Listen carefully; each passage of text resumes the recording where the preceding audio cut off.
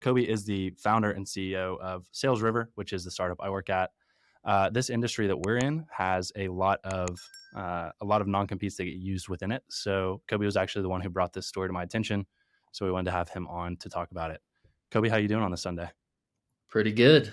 Ready to get to Scottsdale. Thanks for having me on. Yeah, absolutely. All right. Well, first off, let's just start by giving us an overview on what is a non-compete agreement and why do businesses typically have them? So, a non compete is basically what employers put into place when they hire an employee. A lot of times, the tech company, some like the company has some type of trade secret, but when they hire that employee, they get into an agreement where the employee won't leave to go work at a competing company. Yeah, I think the dynamic there is really what we want to dig into just around what the effect that this proposed ban is going to have. So, especially within our industry, I'm sure this is pretty widespread throughout multiple industries, but non competes are pretty widespread, and like you said, it just prevents employees from taking trade secrets or company data and going and working at another company that can then leverage whatever that employee brought over from the other company. So the FTC's take on this is they're saying that non-compete clauses essentially prevent workers from leaving jobs, decrease competition for workers, lower wages for both workers who are subject to them as well as workers who are not. And they say they also prevent new businesses from forming. So, like if an employee leaves and they want to go and start a new venture based off of the information that they learned at that company that they were with, they're unable to do that. Uh, First off, Kobe, do you think that non-competes is that something that is essential for a healthy business ecosystem, or do you think it's something that businesses can do without? We're going to discuss this in a little bit more detail, but off the top, what's your take on that? Yeah, I mean, non competes have been around for a long time. I don't remember a time when they weren't. So I'm 30 years old, so they've been around a long time. I've always felt that non competes lock employees in unfairly. And I have a lot of thoughts on that. I could go in now. Do you want me to go into that now? Yeah, yeah, dive into it. Yeah. So the way I think about it, employees are, when they take a full time job at a company, they're dedicating half of their life, if not more, to that company's mission. Um, and so, while that employee is adding value to your company, they're also growing their skill set and career. And there's an expectation on the employee to add value to the company in their role. But there's also an expectation the other way for the employer to add value to the employee. And that's growing their skill set, just creating a good environment for them to grow their career. And so if an employee puts in half of their life or more for 10 years at a company, they shouldn't be handcuffed and not be able to take what they've learned and invested in themselves over those 10 years and go take that elsewhere for a better opportunity. Yeah, yeah, for sure. Evan, well, first off, let me share my screen here and go over what this proposed ban actually is. So the FTC wants to essentially ban employers from entering into non-compete clauses with workers, but they also want to require workers to rescind existing non-compete agreements. So not only is it going forward into the future, but it's also saying, hey, if you currently have a non-compete agreement in place, that's going to be taken away. So it's not only something that would affect the future going forward, but it would take immediate effect right here, right now. Evan, dive into some of your opinions and thoughts on this whole thing. Yeah, I'm totally okay with this. I think that basically a company can has other ways to protect your proprietary information, and if a person is going to leave a company and not take proprietary information or trade secrets or documents or anything that is provable that they stole, they should be able to go do whatever they want. And so there's many industries where somebody develops a very niche skill set. So, for instance, in real estate, you don't see a lot of this non-compete. In some parts of the real estate industry, you do, but people develop niche skill sets, and if you don't allow them to go use that niche skill set somewhere else, that's very unfair, very bad for competition. Another thing that I think is going on here is founders basically all understand that it's all about execution. So, Kobe, I want you to speak on this too. But when you start a company, somebody else can have an idea the same as you, or somebody can copy your idea. And at the end of the day, it's all about execution. So you shouldn't be afraid of an employee leaving your company and going and starting another company similar as long as they don't take, again, proprietary information, like you should be almost supportive of that for the marketplace. It's for the marketplace. It shouldn't be to protect the company. Another piece of this is that if a person does leave a company, then that company's just not taking care of them well enough to make them want to stay. So there's that component. And the last thing I would say is, let's say an employee leaves a company, and let's say it's a very sales driven company, and a salesperson leaves, goes to another company, takes those clients. Well, that's not their problem. It's the problem of the company that lost those clients. They're not serving those clients well enough, and they went to go to the other company. So, at the end of the day, I'm totally okay with this ban. There are other ways to protect the company and trade secrets and what somebody might steal from them when they leave.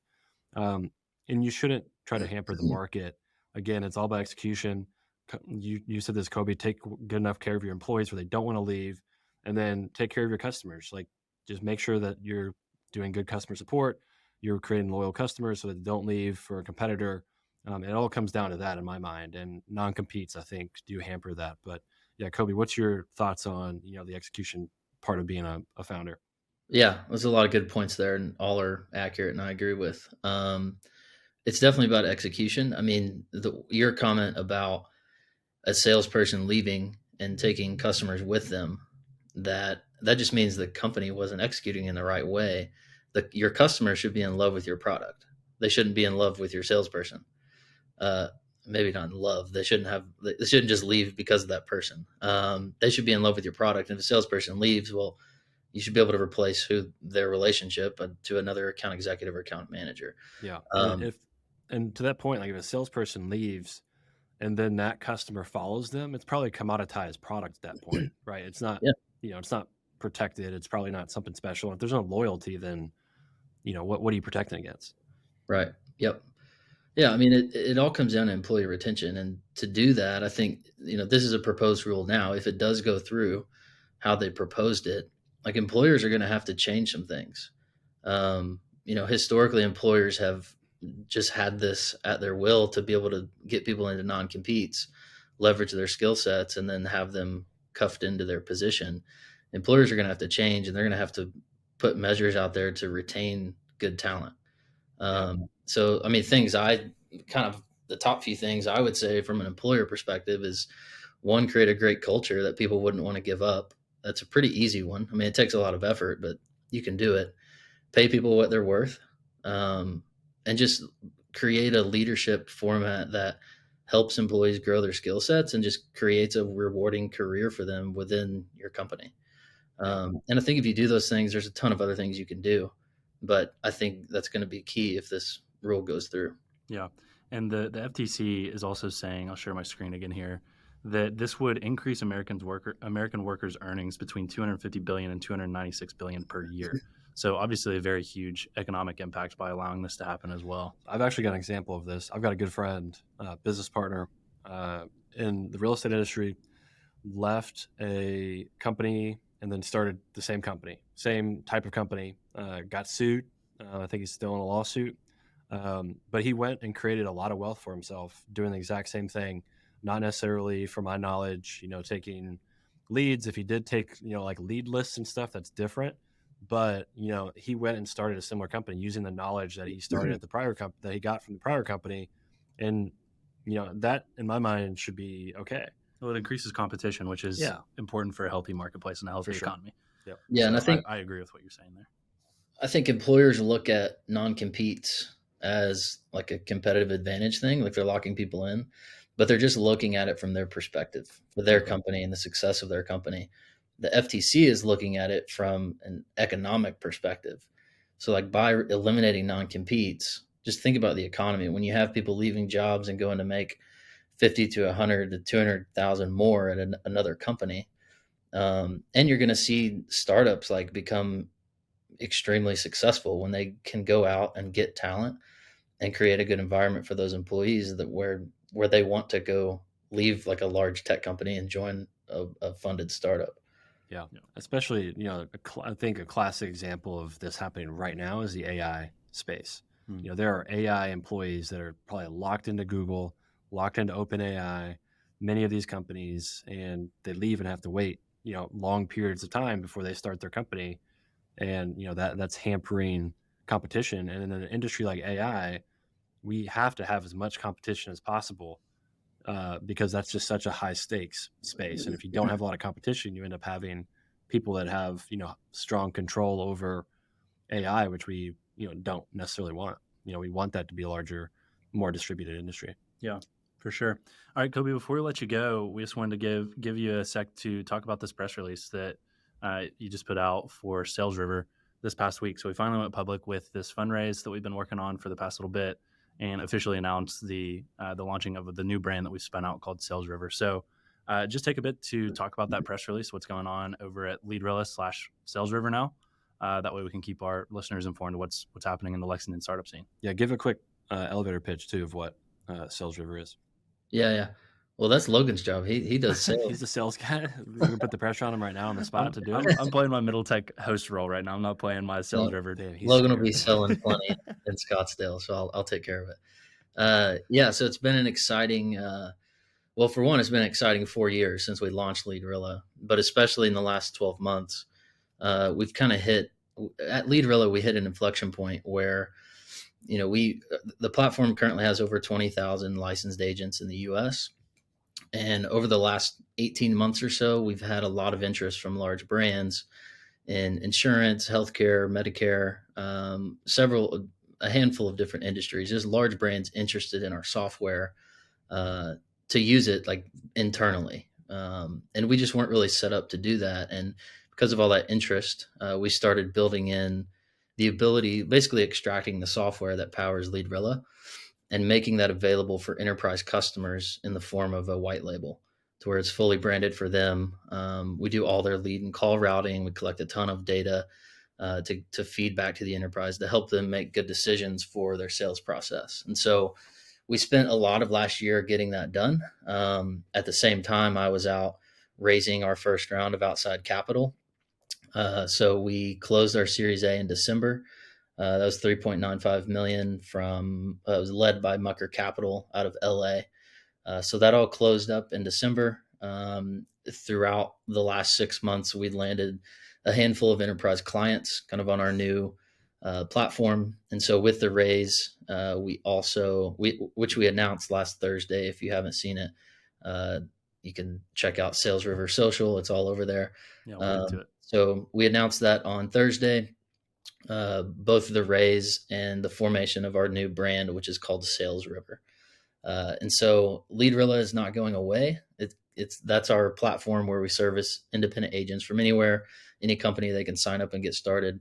Sales River kind of operates in parallel to Leadrilla, and Sales River is the software platform which we can license for enterprise customers. And then just think of it as Leadrilla is powered by Sales River, the software. So just high level, what Sales River is it's a sales enablement platform for distributed sales teams. And so just a high level kind of break it down there's a ton of features and a ton of different value props across, depending on what industry the customer is in. But we break it down kind of into 4 buckets of the sales process. So it's customer acquisition, intelligent routing, sales enablement, and sales team management. And so there's features within each of those buckets that kind of help the entire process. So yeah. Awesome.